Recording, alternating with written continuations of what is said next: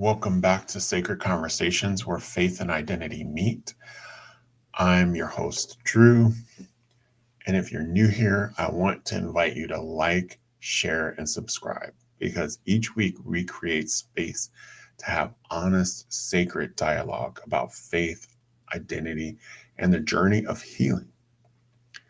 Today's episode is called Finding God Again. And for a lot of us, this episode will hit home because when you've been hurt by the church, it can feel like you've been cut off from God. When the songs that once lifted your spirit now bring you to tears, when prayer feels like talking to an empty sky, when your faith used to feel like oxygen but now feels like a weight, you start to wonder, can I ever find God again? And I want to tell you right here at the start, yes, you can, because you never really lost him. You just got lost in the noise. You don't lose God, you lose access to peace in a place that should have protected it. After church hurt, something happens inside us. We start separating, not from God, but from the idea of God that others gave us. Because when the people who claim to represent Him hurt you, you start confusing their actions with His nature. It's hard to pray when the voice of your abuser sounds like the preacher. It's hard to trust when the people who said, I love you in Christ, were the same ones who broke you in His name. And so many of us, especially those who grew up in the Black church, were never given language for that kind of pain. We were told to pray it away. We were told to touch not my anointed. We were told to stay quiet because God will handle it. But silence doesn't heal, it hides. Silence doesn't make you spiritual, it just teaches you how to suffer quietly. And if you've ever wondered why it's been hard to worship, hard to trust, hard to believe again, it's because church trauma hits deeper than a wound. It touches your soul. It's a form of spiritual betrayal. But here's the beautiful truth: God is not offended by your distance. He's not waiting for you to perform holiness to come back to Him. He's waiting for you to rest long enough to remember His love. You see, when people experience spiritual trauma, they often describe a season where God feels silent. They'll say, I prayed and got nothing. I went to church and felt nothing. I tried to read my Bible and I couldn't feel a thing. That silence can feel like punishment. But sometimes it's protection. Sometimes God goes quiet not to abandon you, but to detox you, to remove the noise of manipulation and fear so you can hear His real voice again. Sometimes the silence isn't God leaving, it's God's removing the echo of everyone who lied about Him. In 1 Kings chapter 19, Elijah ran for his life.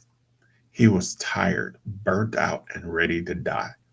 And when God appeared, He wasn't in the wind, the earthquake, or the fire. He was in the whisper. And sometimes when we lose the sound of the shout, we finally start hearing the sound of love. So maybe that's what God's doing in you.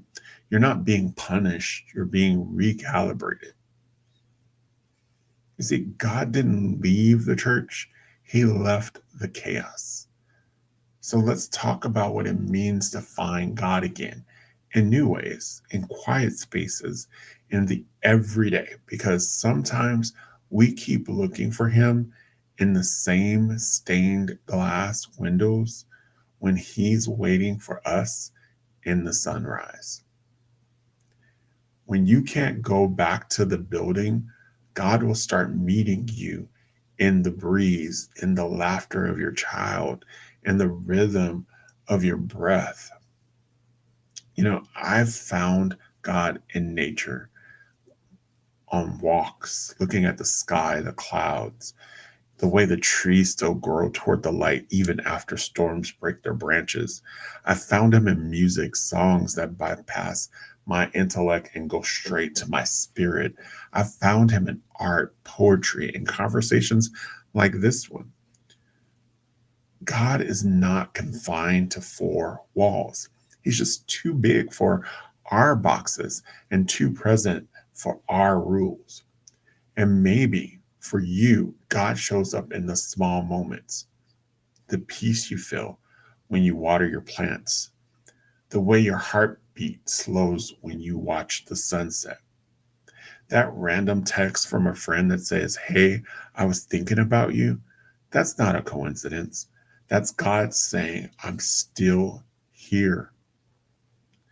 That same spirit that filled the upper room, it can fill your living room. You don't have to go back to the altar to find God. He's already sitting next to you. When you start finding God again, your definition of faith changes. Faith stops being a checklist, it becomes a heartbeat. You start to realize that real faith isn't about rules or rituals, it's about relationship. You don't have to be perfect to be in God's presence. You just have to be present. Faith doesn't always sound like shouting. Sometimes it sounds like a sigh. Sometimes it's crying in the car, saying, "God, I'm trying." And that's enough. Faith isn't the absence of doubt, it's the decision to keep talking to God, even when you're not sure He's even listening.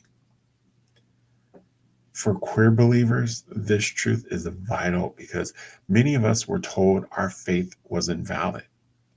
But your faith is sacred, your prayers count, and your worship, exactly as you are, is holy.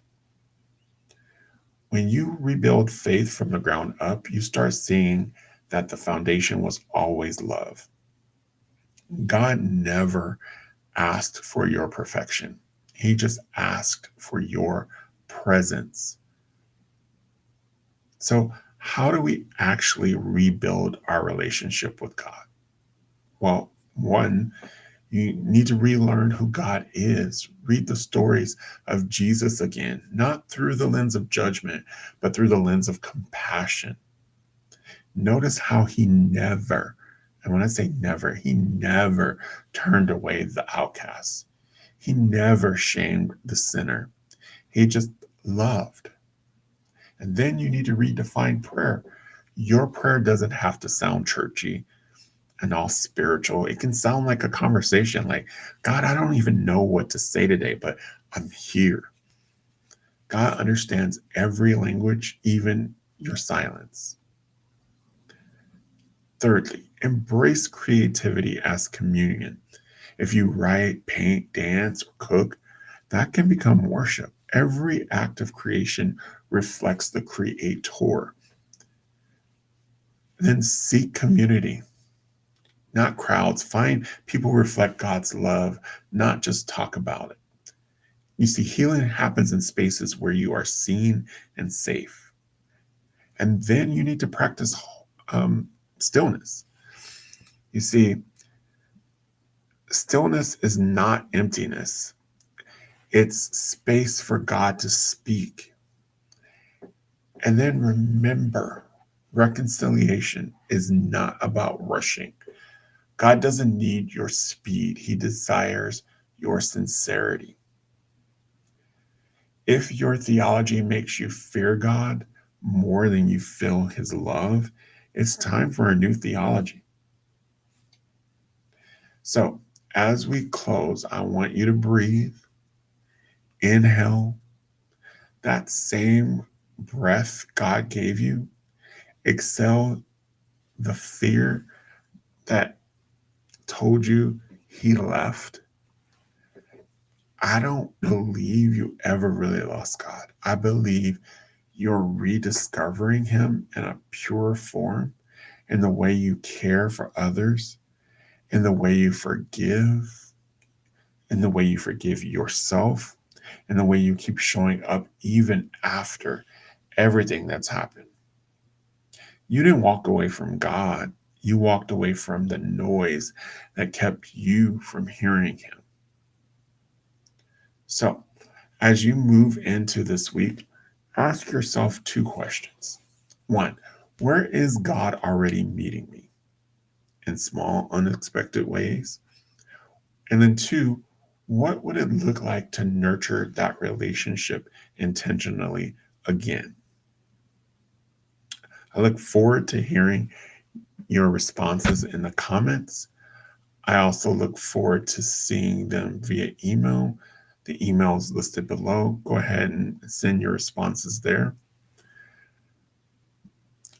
This has been Sacred Conversations. I'm your host, Drew. And if today's episode touched your heart, please like and subscribe and share it with someone who's trying to find their way back to God too, because love shared is multiplied. Until next time, stay true, stay free, and stay in love.